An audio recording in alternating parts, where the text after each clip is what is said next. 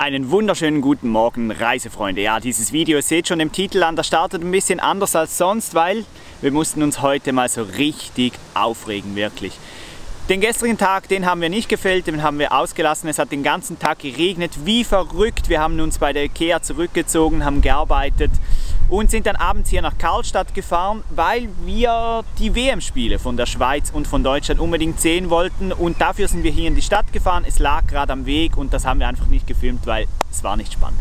Auf jeden Fall sind wir gestern gegen Abend hier auf diesem Stellplatz angekommen. Das ist der offizielle Stellplatz von Karlstad, ausgewiesen für Wohnmobile. Wir haben hier ein bisschen Zeit verbracht, haben gewartet, bis die Spiele losgehen und sind dann abends in die Stadt, da eine Sportsbar, und hatten wirklich einen super Abend.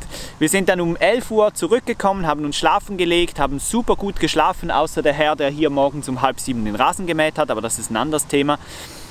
Wir sind dann um 7:45 aufgestanden, kurz nach 8 Uhr klopft es an unseren Van. Zwei adrette junge Damen der Polizei baten mich nach draußen und sagten mir, wir dürfen hier nicht stehen. Das sei ein Wohnmobilstellplatz. Dann habe ich gedacht, what the f was wollen die eigentlich? Und ja, das ginge nicht. Wenn man so aussehe wie unser Wohnmobil, dann dürfe man hier nicht stehen. Man müsse schon aussehen wie so ein normales, sage ich mal blöd gesagt, Plastikwohnmobil. Also ich war total vor den Kopf gestoßen. Ich habe dann gefragt, ich habe dann die Seitentür aufgemacht, wo man in Karl hinein sieht, und dann gezeigt, dass wir ein Wohnmobil sind, und sie hatten gesagt, nee, das sieht ganz klar, das sähe nicht aus wie ein normales Wohnmobil, das gänge nicht. Das müsse schon eingetragen sein im Fahrzeugausweis. Dann habe ich Ihnen den Fahrzeugausweis von unserem Karl gezeigt und da drin steht Objekt Wohnwagen oder Wohnmobil.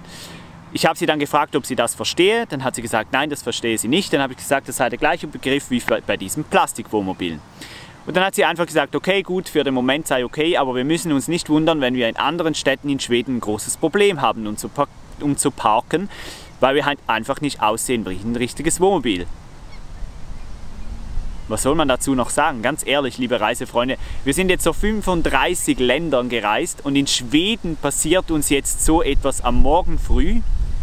Also ich kann es eigentlich wirklich kaum fassen. Ich bin sehr, sehr gespannt, wie das weitergeht, ob diese Situation nochmals auftreten wird. Ich habe mir schon überlegt, ob wir Karl vielleicht außen anschreiben sollen. Wir sind auch ein Wohnmobil oder irgend sowas, weil das kann es ja wohl wirklich nicht sein. Das finde ich absolute Diskriminierung. Daumen nach unten für Schweden, Daumen nach unten für Karlstad. Das ist jetzt richtig doof und das nervt mich auch richtig. Das hätte nicht sein müssen. Und ja, unsere Reise geht jetzt weiter. Nach dem Intro sind wir dann hoffentlich wieder ein bisschen beruhigt. Es geht weiter in den Norden, in die nächsten Nationalparks. Hoffentlich sind wir da ein bisschen alleine, ohne Polizei und ohne andere Wohnmobile. Das ist ja schon immer viel, viel praktischer und angenehmer, um zu stehen. Ja, auch so kann ein Tag starten. Es ist Montagmorgen und wir wurden quasi von der Polizei zum Auto rausgeholt. Schweden, das muss nicht sein.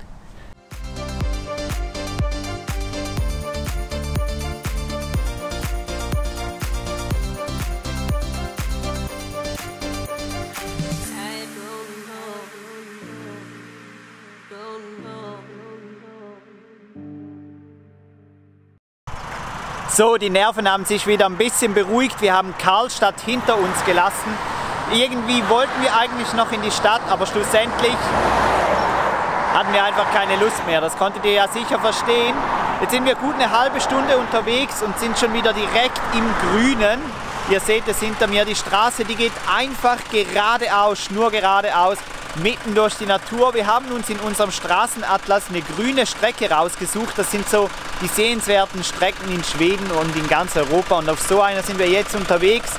Mega cool. Wir kommen immer wieder an einen Fluss entlang. Für euch gibt es weiter die Bilder. Ich hoffe, es gefällt euch. Es ist wunderschön.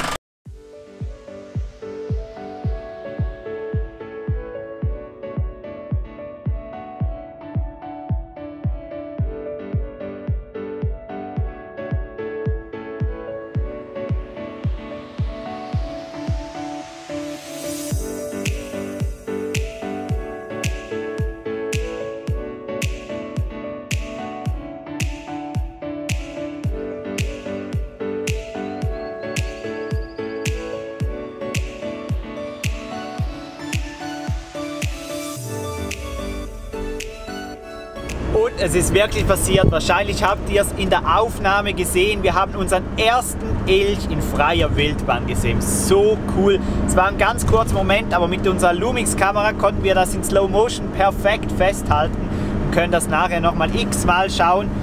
So cool, auf das haben wir schon die ganze Zeit gehofft, dass wir das endlich mal in freier Wildbahn erleben. Und ja, wir müssen schon sagen, wir sind hier wirklich an einem Ort, wo sich Fuchs und Hase, sagt man in der Schweiz, gute Nacht sagen. Wir sind völlig ab vom Schuss. Ich weiß nicht, wer hier hinten noch lebt oder wie die ihr Geld hier hinten verdienen, keine Ahnung. Aber cool ist, wir haben unseren ersten Elch gesehen. Nach diesem Dämpfer heute Morgen natürlich ein richtiger Aufsteller. Super. Ich zeige euch noch mal kurz das Bild, einfach weil es so cool ist.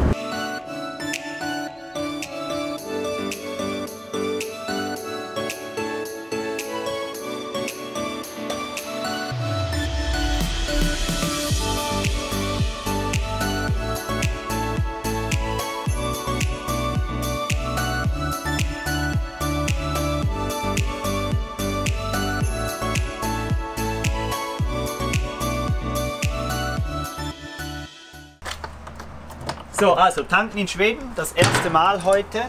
Wir nehmen hier wieder mal den Diesel und wir tanken heute für 15,28 den Liter. Das sind umgerechnet, wir können das immer geteilt durch 10 rechnen in Euro, 1,52 in Euro, also ziemlich teuer hier der Diesel. Aber naja, auf jeden Fall, wir haben ja letztes Mal im letzten Video die Dieselkasse erwähnt und da ist ganz schön was zusammengekommen. Richtig cool, vielen Dank an dieser Stelle an alle, die gespendet haben. Das hat fast schon einen ganzen Tank gegeben, das war richtig cool. Und jetzt tanken wir hier mal so, ich würde sagen 20, 30 Liter, dass wir auch nicht zu schwer sind, dass wir richtig gut vorwärts kommen.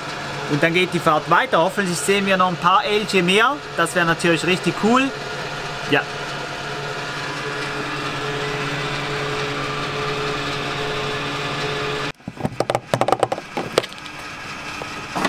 40 Liter getankt, kosten uns heute 611 Kronen, also 61 Euro. Bezahlt haben wir schon. Ja, haben wir ja schon mit der Karte. Weiter geht's.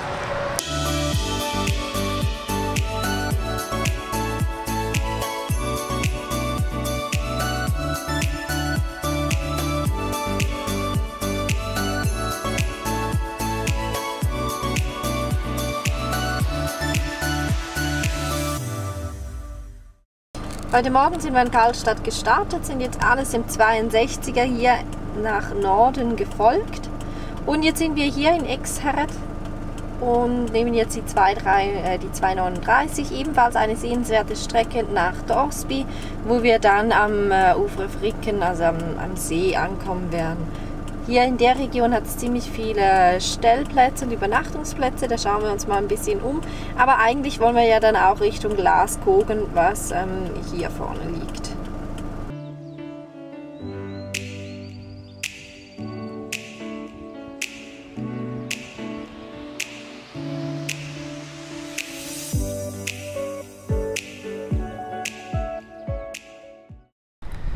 Leute, das Leben ist doch einfach spannend und man entdeckt immer wieder Neues. Wir sind jetzt in diesem Torsby, ihr habt das Eingangsschild gesehen und dann denkt man sich ja so, ein Dorf am Ende der Welt, irgendwie, wir sind so weit nach oben gefahren, diesen Seen entlang und wir haben ja jetzt die ganze Zeit Natur gesehen und jetzt kommt man in den Ort und das ist einfach ganz normal. Hier gibt es einen Running-Sushi-Laden, hier gibt es einen Chinese zum Einkaufen, hier gibt es ganz viele Graffitis und sonst noch ganz viel.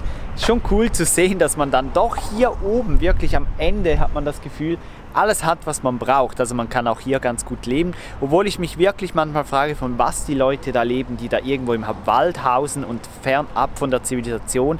Vielleicht weiß das jemand von euch, wie die ihr Geld verdienen. Das habe ich ja wirklich keine Ahnung. Wir suchen gerade die nächste Strecke raus, wo wir durchfahren sollen. Es gibt dann noch viel mehr zu sehen, natürlich viel mehr sehenswerte Strecken und die suchen wir jetzt raus und ich schaue mir in dieser Zeit noch das Graffiti an. Heute ja schon beim Thema Polizei sind, dann können wir ja auch mal die enormen Radarkontrollen in Schweden ansprechen. Ihr seht jetzt hier eine Radarsäule, hier. Genau, und die kommen gefühlt alle 200 Meter, sie werden wohl angekündigt, aber das ist so mühsam und so überflüssig.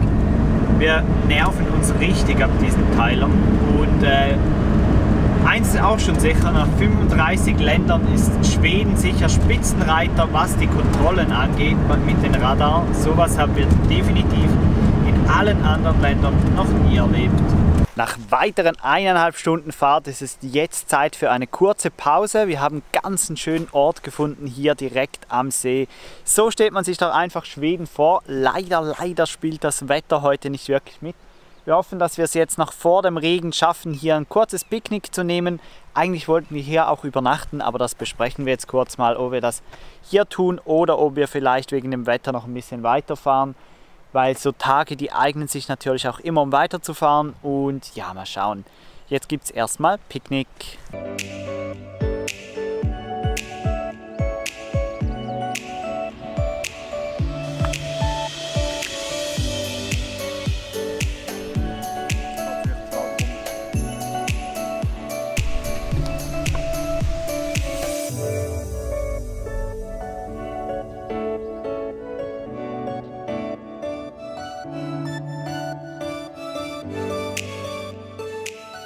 Dann gibt es manchmal die Momente, wenn 2,90 Meter an einer Brücke steht. Ob das für Karl lenkt, das muss ich jetzt mal kurz schauen.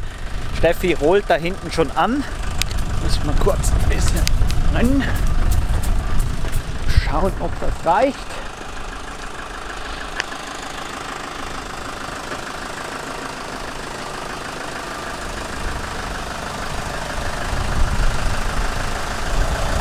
Ja.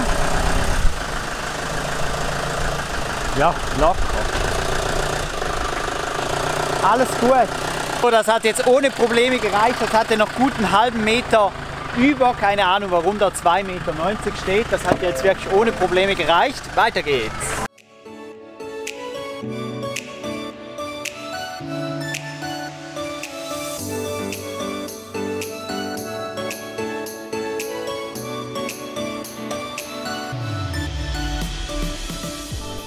Der Morgen ist schon fast wieder vergessen. Seht mal, was wir heute für einen Stellplatz für die Nacht gefunden haben. Direkt am See. Es regnet zwar wie verrückt, leider, aber wir haben uns geschworen, dass wir trotzdem heute Abend grillen werden. Und das machen wir jetzt. Für euch gibt es die Bilder von diesem einzigartigen Stellplatz hier direkt in Schweden am See. Wir haben so viel Glück heute. Den Platz haben wir weder über eine App noch sonst irgendwas gefunden, sondern einfach selber. Steffi war auch schon auf See, hat das Kanu geflickt und war auch schon auf dem Wasser und ist nicht ertrunken. Und ja, für euch gibt es jetzt die Bilder wirklich. Es ist wunderbar, auch wenn es regnet in Strömen. Macht nichts, wir machen das Beste daraus.